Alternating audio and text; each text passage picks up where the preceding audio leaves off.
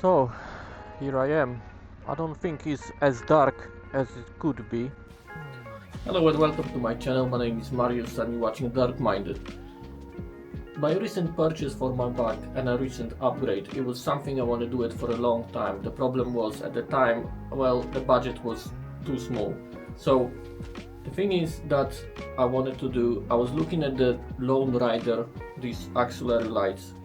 The problem is it's super expensive, and you know what? I found these ones which are very good copy of the Lone Rider, but the thing is that the Lone Rider got a bit more options. You know, if you got dedicated lights to your motorbike, you can activate this light with your head high beam switch or with your indicators. But the thing is, to me, that it's not an issue, and I can flip the switch and I don't mind, you know. But the thing is, like, I never tested at night any of these. So today, once it get dark, I want to take you guys with me to see how they're gonna perform in the dark. I never see them working in the dark.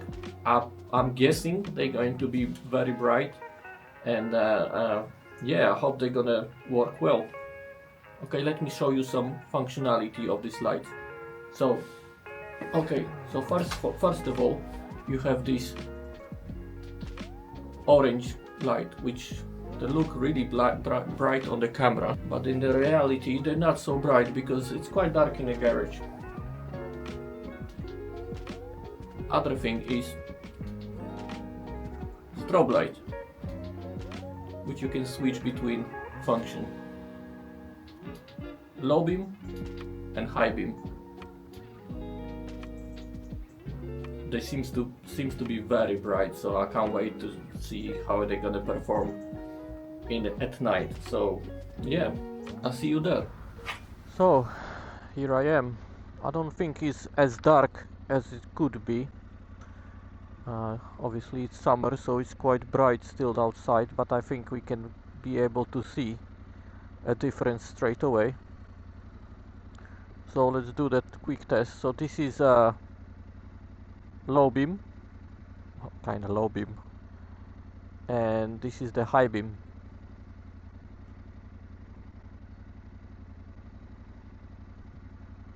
These are the normal lights.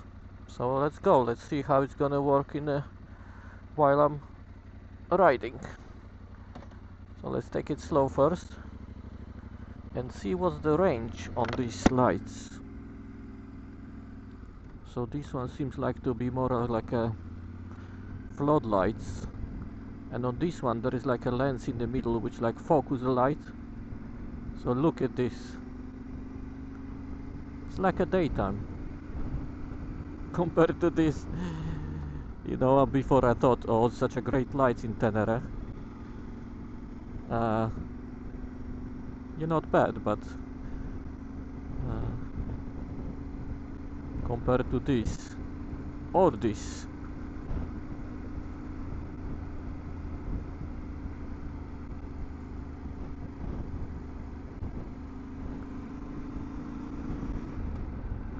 this is gonna be like downhill. I think it's dark enough already. This makes a night and day difference. Only downside is maybe I'm gonna try to place this switch closer to my finger, because the way, you know, one click is to turn it on, but to turn it off you have to hold it, and I wish it could be other way around. So one click to turn it off. Okay, but let's try it here. This is like, look at these guys. I mean, doesn't it look like in the daytime? Pretty close. And I watch a couple videos, reviews of the proper ones, the Lone Rider lights, and I tell you something, they're not different. You know, nowadays everything is made in China. I think they got, you know, they're just using it as an excuse to charge people extra, you know. you know, some marketing and stuff, marketing your company as a premium products, then you importing it from China and then charging people like. But look at this, even the low beam, I think is plenty enough.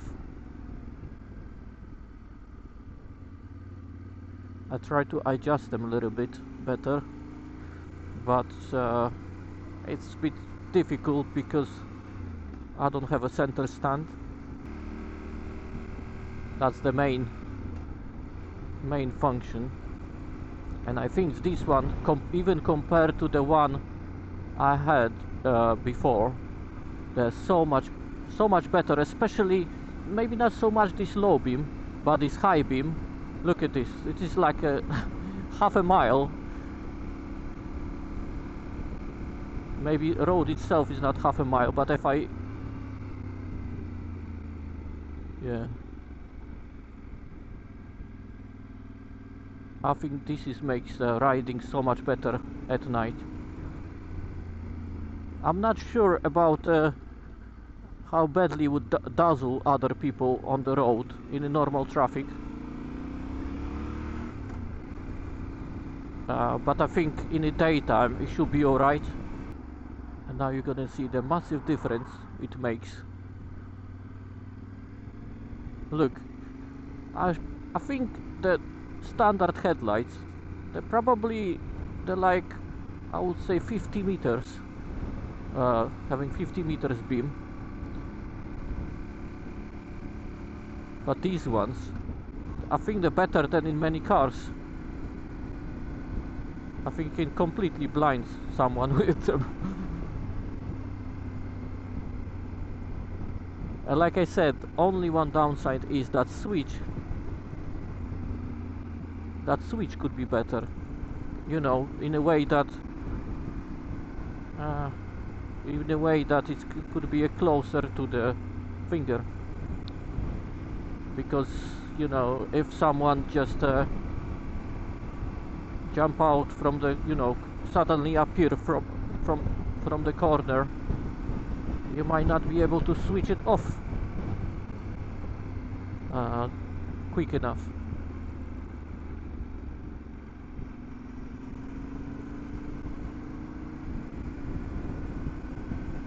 But as you can see, there is like a two brighter spots like in the center. I pointed here. Oh, you see, left and right. So these are the lenses in the middle. So they're like a really long beam.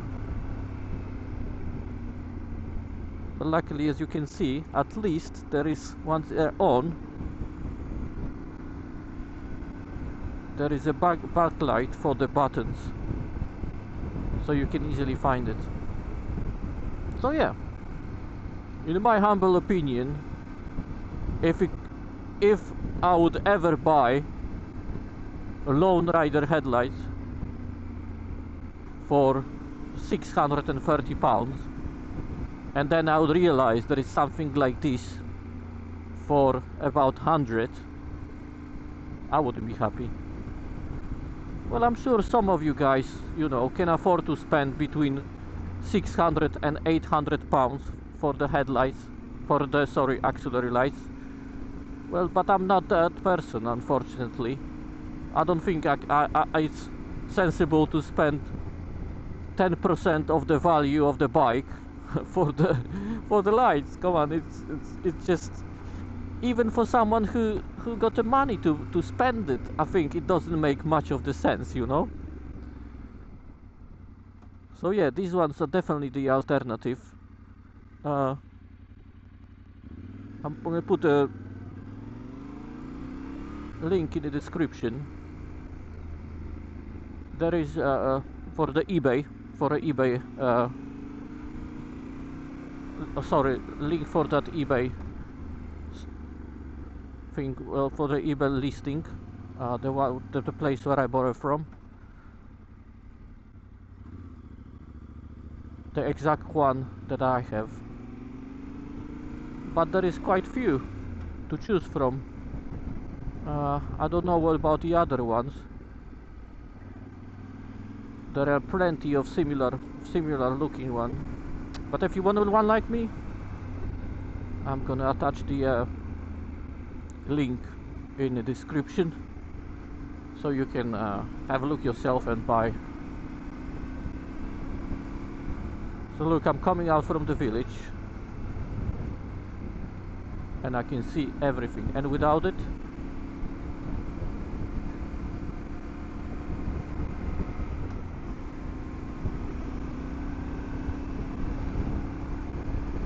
look at these guys.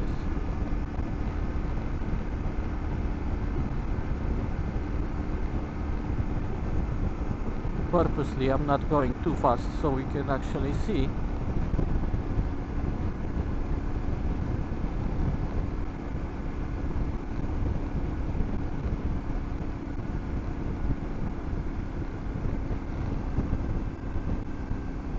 You know, comparing to the one I had before, which basically was like on and off switch, I'd say I think the low beam is a bit more of the floodlight kind of situation, because if you I think, yeah, compared to the one I had before, the one I had before, they're like, I think they would, you know, less dazzling for other drivers. But the thing is, the other one didn't have a daytime running lights, so basically I don't even turn on that low beam when I'm riding in the daytime. I'm just leaving the daytime running lights, this orange one, and yeah.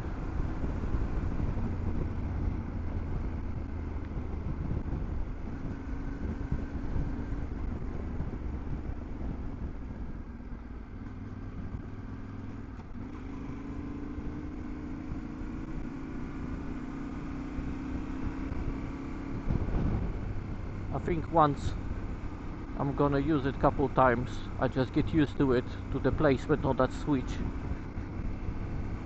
and it's gonna be so much easier to use it. So yeah, thank you for watching. I hope you enjoyed it, and yeah, if you don't mind, like it. If you're not subscribed yet, please subscribe and have a look at my other videos. Maybe you'll find something interesting for you. And yeah, so like I said, ABR next, and then Balkans on the 2nd of July. So I'll see you soon. Take care and good night.